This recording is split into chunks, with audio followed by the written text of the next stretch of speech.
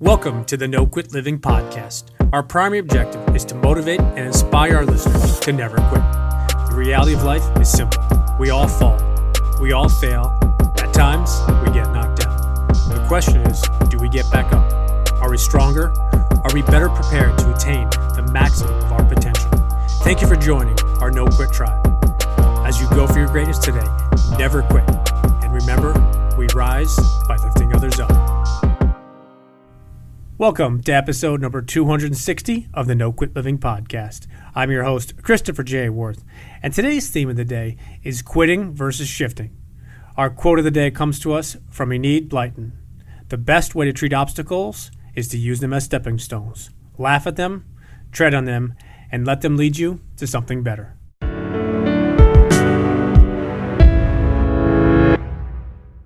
I was first introduced to today's guest by his two appearances on the television show Shark Tank. I was impressed with the fact that he made it onto two different shows with two completely different products. But after I got to know Phil Black, I must say I'm even more impressed with his character, values, and discipline. I hope you enjoy today's episode. Phil, I'd like to welcome you to the No Quit Living podcast. Thank you, Chris. I'm happy to be here. I appreciate it. So, first question I have is, are you ready to positively impact at least one person today? I hope so. I hope one will be small, but we'll start with one and we'll move from there. That's awesome. So, the number one objective of our show is to both motivate and inspire our listeners to never give up. And I was curious if you either have a no-quit story yourself or perhaps a really challenging time where you could have given up or given in, but you didn't. Well, I have a lot of no-quit stories, as probably most guests have. You know, I was a Navy SEAL for a number of years, so I could probably default into a no-quit Navy SEAL story. But I don't want to throw off the format of the podcast, but I think maybe a little bit more enlightening might be what I call a quit, no-quit story, because I've actually quit, in quotes, several times. And I have some reasoning behind that and a philosophy behind not necessarily always putting your nose to the grindstone and never, ever, ever quitting. Does that make sense? Could I walk through that scenario? Yeah, please do. I love that. I love that intro because I think that's so important, because so many people say, ask me, do you never, ever give up? And I think at certain times you have to just take a different angle. So I'd love for you to touch on that. Yeah, I think it's an important balancing act, because when I think back on it, I've quit, and I say it in quotes because I've never quit on myself, but I've quit opportunities, I've quit things that I've done in my life.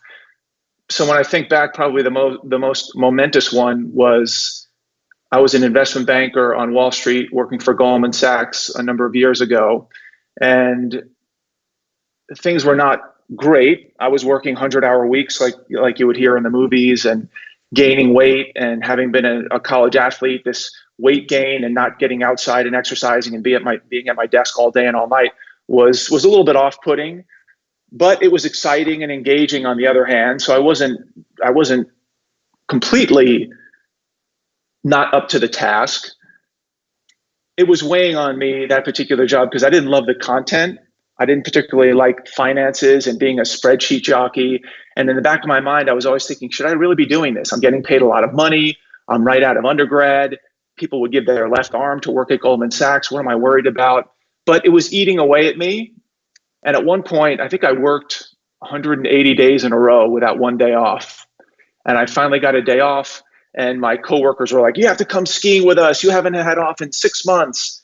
So having been out of shape and not a great skier, because I was a basketball player in college and never really went on the high school ski trip, I went skiing, and lo and behold, my second run down the slope, I landed on my shoulder and I blew out my shoulder. That was not great. I had to have surgery on it.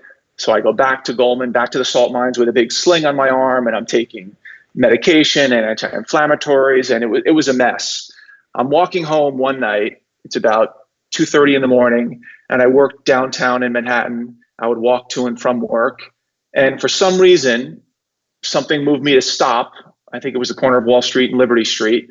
And I had my sling on my arm, and I had my briefcase in my hand. And of course, it was pitch black. And I put my briefcase up and I looked up, and it happened to be a great night, stars everywhere. And something came over me. And I just said to myself, is this really what I want to be doing right now? is there something else that I could do that would be better? And I challenged myself with this question: what if? What if I could be anyone, do anything in the world? What would it be? And at that moment, the answer was pretty clear. I wanted to be a Navy SEAL. Now, as odd as that sounds, not knowing my background, it was crazy talk. I'm 6'7". I'm an Ivy League guy. I'm working on Wall Street. I'm overweight. I'm out of shape. I have no military background. But what I actually wanted to do was to become a Navy SEAL. And Chris, something happened. Everybody uses their own little catchphrase. The light bulb went off. The switch was flipped, and I picked up my briefcase and I had a little pep in my step, and I walked back to my apartment. And from that day forward, I was going to leave Goldman Sachs, quote unquote, quit, and become a Navy SEAL. And I don't even really want to get into the how I made it through Navy SEAL training, being 6'7", not a particularly great athlete, no military background, just out of nowhere. There's plenty of stories of that, but that can get boring because a lot of people do that. What I'd like to bring up is the why was there the quit and the no quit? And I like to think of it as a couple different things. Number one, is there a vision? And do you have values that attach to that vision? And are you disciplined enough to support those values and that vision? And for me, that's the criteria when I quit something. So at the time I'm at Goldman Sachs, did I have a vision? Not really. I was doing it because everybody else was doing it. Did I value what I was doing at Goldman Sachs? Not in particular. I wasn't a big money guy. I wasn't a big power guy. And then did I have the discipline and the habits to support those two things? So that's what led me to quote unquote quit. I don't even really like to say the word quit because I don't think of myself as a quitter, but that's what allowed me to determine I'm going to stop what I'm doing now and I'm going to shift my focus to this Navy SEAL pursuit, which had the values that I wanted and the vision that I wanted. And I had to build the discipline and the habits to make that happen. That would be the quote unquote no quit experience. I think you said that perfectly. And I think what the difference is quitting versus, I think, shifting. And I think the definition for me of quitting is when things get difficult or challenging, and at that moment you say, you know what, it's too hard, I can't do it. That to me is quitting, as opposed to your definition of doing something you were doing. Obviously, you mentioned you were making good money and you were successful, but it's not what you wanted to do. And by asking yourself that question, what if, I don't look at that in any way, shape, or form as quitting. I look at that as shifting. And I think the reality of 100-hour plus work weeks, doesn't matter what you're doing, is unbelievably challenging. But you decided to, quote unquote, shift lanes to become a Navy SEAL. And anybody who knows anything about Navy SEALs, it's not like you decided to change lanes and then go get a 30-hour job, just very casual. So I think within itself, it's an unbelievable story. Wanted to ask you real quick, if you wouldn't mind just quickly telling our listeners about, who you are today and what you're doing today. Sure. Well, I'll start from the beginning to tie some of these pieces together. I'm actually from the East Coast. I'm from New York. I was a basketball player in high school. I was recruited to play basketball in college and ended up going to Yale University, played there for 4 years, took a job on Wall Street at Goldman Sachs straight away after graduating from undergraduate. That's when I had the big shift, as you say. I think it was a good term, and was a Navy SEAL officer for 6 years. I then got out of the Navy at that time and went to business school at Harvard, 2-year MBA program. Right at the end of that, 9/11 happened, which most of us probably listening know what happened then, and another mind shift there. And I decided, I actually went back to Goldman and I would say now a weak moment, because they wanted me back and they knew who I was. I was a known entity. There was not a lot of jobs when 9/11 was going down. So I was thankful to have a job. I had twin sons at the time who are now juniors in high school. And I was glad to have once again, at the time, a good paying job with benefits. So I wound up doing that for not very long. About 6 months after I started that job, I, famously, quote unquote, quit Goldman Sachs for the second time. And I told my boss, this was not working for me. Again, the values and the vision and the discipline were not really aligned. So I ended up moving down to San Diego, where I became a firefighter. This was about 15 years ago. Started growing my family, have 4 kids now. Realized that I had to make a little bit more money than firefighters do. So I started a business years ago, a playing card business called FitDeck. Got on Shark Tank the first time. did not get a deal, but I sold the business shortly after being on Shark Tank, and continued after selling the fit tech business, started a new business, which is the business I run now, which is called PrepWell Academy, where I teach and coach high school kids on how to navigate the college admissions process. I've been doing that for 4 years or so. Recently got on Shark Tank about a week and a half ago, and that's what I do now. I'm still a firefighter, a full-time firefighter, and I work 9 or 10 days a month. And on my off days, other than running around with my kids now, I continue to grow my PrepWell Academy business, where we enroll kids, high aspiration kids who are looking to make good decisions about college and career. I don't think you do enough, and I say that very with the humorous side to it. I think it's incredible what you've done in regards to post-college and figuring out what it is you want to do. And I want to just touch on for a second the Shark Tank episode, which again appeared not too long ago. That's where I got introduced to you, but it was your second time on Shark Tank, your second venture. And the one thing I do want to share with our listeners is you were told that you could come back at any point for the third time on Shark Tank. So is that somewhere down the line in the back of your mind? I think so. Again, in the no quit spirit, I got a lot of feedback from the show. Thankfully, most of it good, or at least what comes through to me is good stuff. But I did not get a deal on the show. Spoiler alert. But as what happened last time is you do get a lot of exposure, and we are out there now, and people know who we are. But it was my quote unquote second failure. Did I quit last time? No, I continued going and wound up selling the business and had a great outcome. So I believe that I'm going to continue doing that now, but having that third option out there is awfully tempting. I know my sons I have 4 sons, and they're all battling for which one of them is going to come up with the idea that we're going to go back as a father-son team for the third round.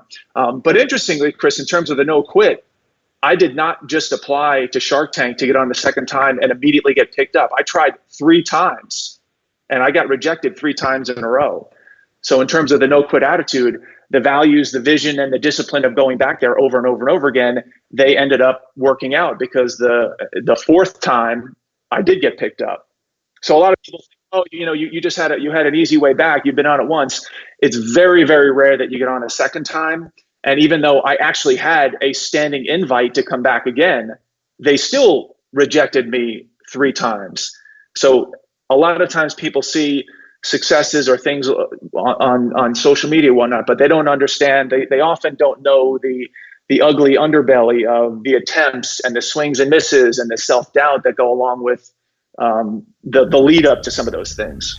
I'm glad you touched on that last piece, because I think that's extremely important. Is people see, whether it's TV, movies, whether it's on social media, they see that quote unquote success, and the reality is just as you described.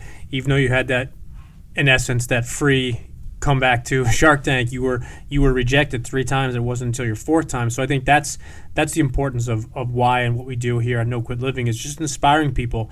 And I guess the follow-up question to that is and I think it's probably very interesting in your regards, is how personally have you looked at or addressed failure in your personal and professional life? I have a great relationship with it. I think, I don't know if it's been beaten into me. I don't know if it's been beaten into me through the Navy SEAL training, where all day, every day for months and months and months during training, you're a complete failure. You're never finishing on time. You're never strong enough. Why can't you do those push-ups? No, it's not that cold. Run to that light post and back. You have 30 seconds go, when it's obviously going to take 2 minutes to go there and back. They intentionally give you false hope and false goals and things that you definitely cannot make, because they are trying to force failure on you in your face every single day. So I feel like part of it is from that training, that I never expect anything to be easy. I expect to fail all the time.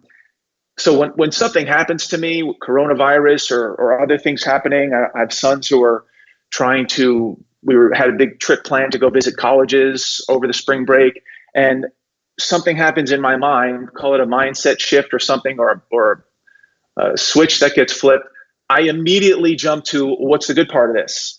I understand that's bad, but how do we make this sound good? How do we put the rose-colored glasses on? And I don't know if it's a habit or it's just happens when you go through that type of training. But my relationship with failure is when I hear bad news, really bad news, semi-bad news, I immediately say, well, if we can't go on this college trip and see these colleges in person, maybe that gives you more time to research them online, and maybe we won't be wasting time and money going to schools that you're not spending the time studying first.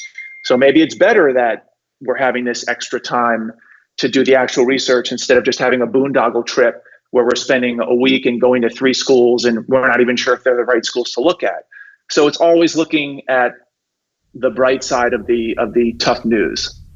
I think that's the best way. And you discussed obviously you mentioned the coronavirus, which is something we're battling with today. And I think with every obstacle or challenge, I believe that there is an opportunity. And I think it's not always right in front of us and it's not always easy. But I personally believe that in this downtime and some of this social distancing and the quarantine perspective, I think there are plenty of opportunities to make a positive out of it, whether it's personally, professionally, with business. I've just had an unbelievable opportunity in the last 2 weeks of really just connecting with some pretty amazing people that have had some more free time. So I think you're spot on. It's how you look at it, and it doesn't mean it's easy or simple.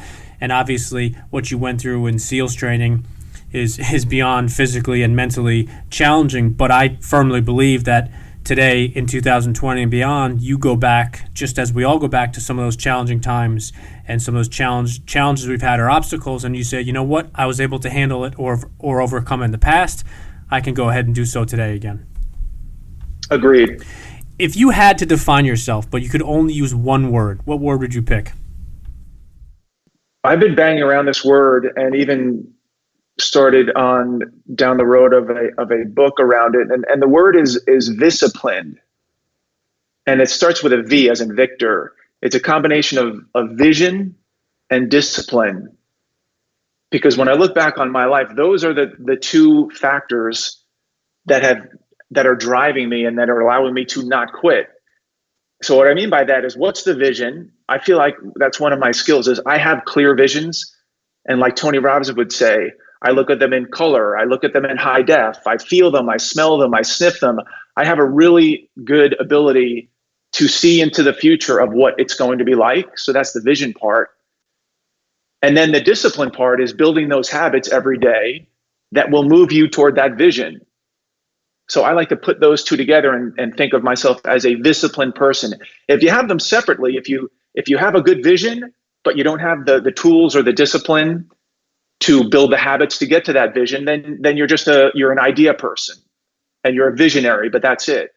If you're really disciplined, but you're not attaching that to some vision down the road, then you're a practitioner who's good at the nuts and bolts, but you don't have the big idea. So I like to think of myself having moved around a lot. It seems like every 5 years I'm doing something different. It's because my values change, my vision changes, and then I've built up an ability to build those disciplined habits around that. I love it. I think you definitely should create or come up with a book around those 2 words, because I know both those words very well, but I've never heard them used together in that aspect. Great. That's good to hear, because I know you're well read. So, speaking of well-read, and that's a great tee up to the next question, is one of the things we look to do is always add value to our listeners. And I was curious if there's anything that you're reading currently, or perhaps you've read something recently that you'd like to recommend to our listeners. Yeah, I don't want to fake this, Chris. I honestly don't do enough reading. I wish I had prioritized reading more. I envision myself, because I imagine a lot of your guests kick back in their chair and with their hand on their chin, and they look across the library of books. I have a library of books, but most of what I'm reading, at least recently, is a lot of college essays that I edit for my students.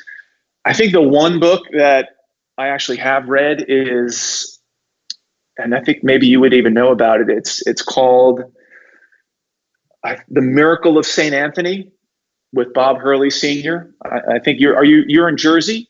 No, we're actually in Connecticut. Connecticut. Okay.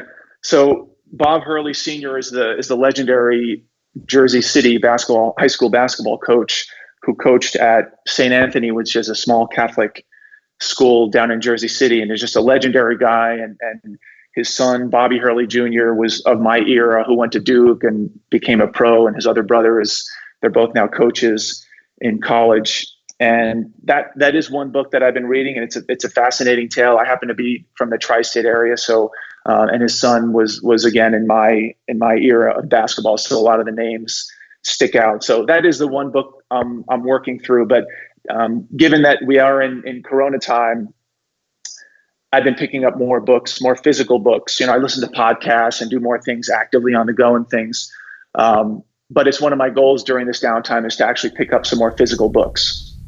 I think it's interesting that you just touched on that, because I know that's been a common theme from a lot of the guests and some of the people that I've been interacting with in the last couple of weeks. And I think the phrase that's been thrown around is a lot more this quote unquote downtime, and it's allowing people to slow down. And a good friend of mine who's a Division I college basketball coach, he was just talking to me this afternoon, actually. He was talking about how for the first time in many years, he's actually been able to enjoy his workouts. So instead of having to crush a workout in 45 minutes, he's been able to extend it and really enjoy and really get more out of it. And then the other thing he was sharing as well is with a lot of this downtime, less recruiting, less on the go, nonstop, he's been able to physically read books. So similar to what you just mentioned, in the crazy normalcy of his basketball coaching world, a lot of podcasts, a lot of videos, a lot of audiobooks, but now he's taking a step back and saying, you know what, whether this lasts another month or 2 months or 3 months, there's quite a few books I want to read and some other things I want to do. So I'm glad you touched on that. Interesting question I like to ask each guest is, if I had the opportunity to grant you personally dinner with anybody, dead or alive, who would you pick? Sylvester Stallone. This is incredibly ironic that you just said Sylvester Stallone. Literally within the last hour, I just played my father a video of Sylvester Stallone's story of behind the scenes of the Rocky writing and what really went on, and it's extremely ironic. So got to ask you, are you just a big fan of his in general, or what would be the reason you want to grab dinner with him? He's my pet hero. I love the guy. I love the story that I think you're referring to of Rocky with his or Sly with his dog, and not wanting to be. Nobody wanted to cast him in the film. He stuck to it. I mean, the whole aura of him and how creative he is. I think he's 70 something years old now, and he's a painter now. He's continuing to crank out movies. I don't know. I don't know that much about him, but man, if I could sit down and get the real story from him about that Rocky story from the horse's mouth.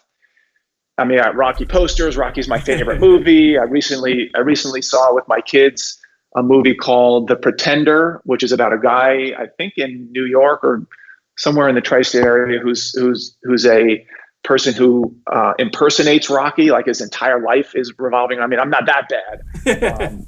But I would certainly love to have a nice sit down with old Sly Stallone. I think that would be an awesome dinner. My only request is, if you ever make it happen, I could be the waiter or the busboy. All right. I'll get you in there. Awesome. So one of the words that I mentioned before we talk about a lot is the word accountability. And I wanted to just get your quick perspective or definition of what accountability means to you. I think of accountability in two ways. That there's a personal accountability, which is the evil one. That's the one that's in your head running 24 hours a day, that subconscious, that internal dialogue, the private voice, whatever you want to call it. So there's some element of accountability there. Am I holding myself accountable to myself? Nobody else really knows whether I'm doing that or not, because nobody's in my head. And then there's accountability to other people, where you're building trust, you're doing what you say you were going to do, and there's some external force there pushing you to be on time, be on a phone call, return this by this time.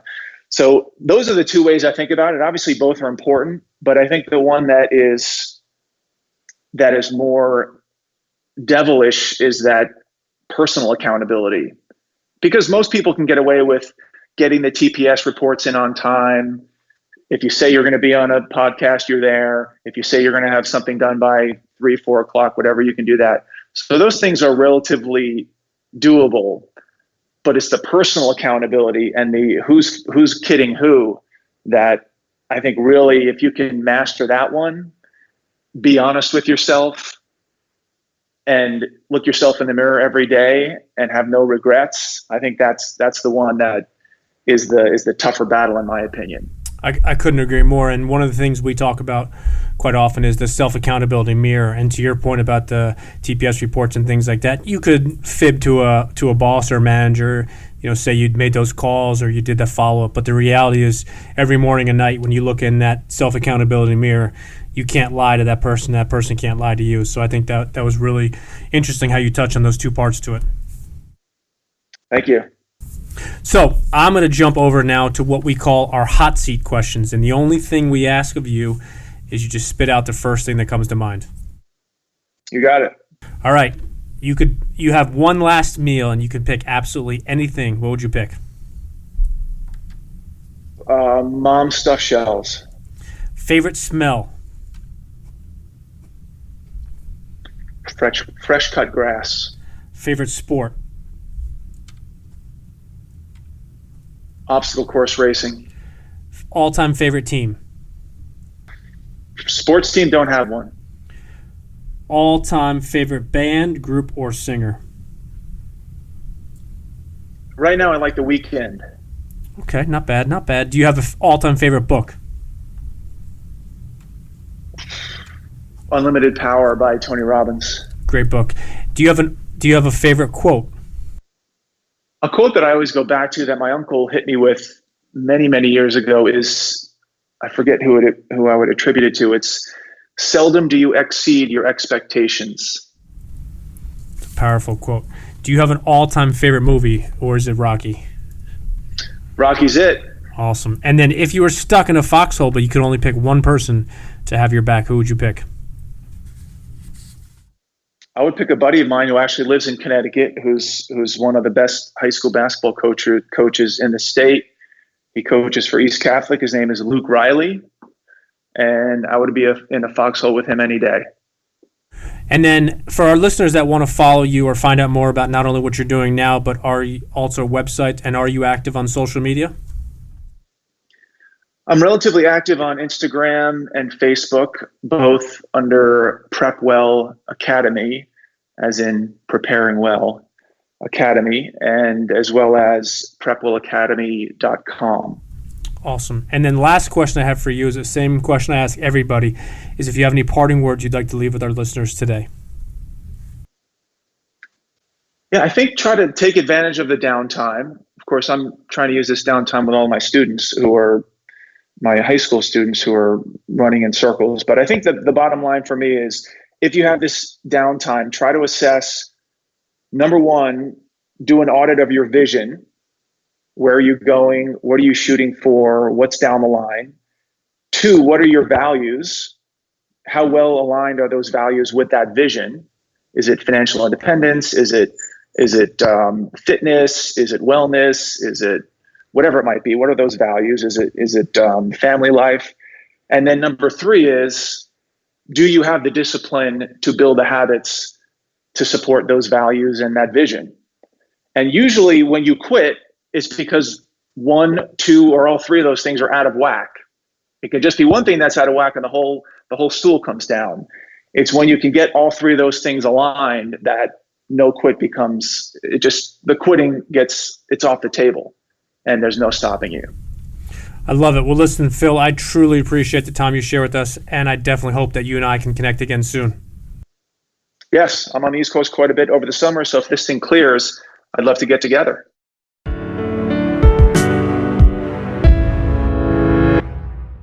Thank you for listening to episode number 260. Phil is a very impressive individual. From Wall Street to the Navy SEALs, back to Wall Street, and out to San Diego as both a fireman and an entrepreneur, Phil definitely takes life by the horns.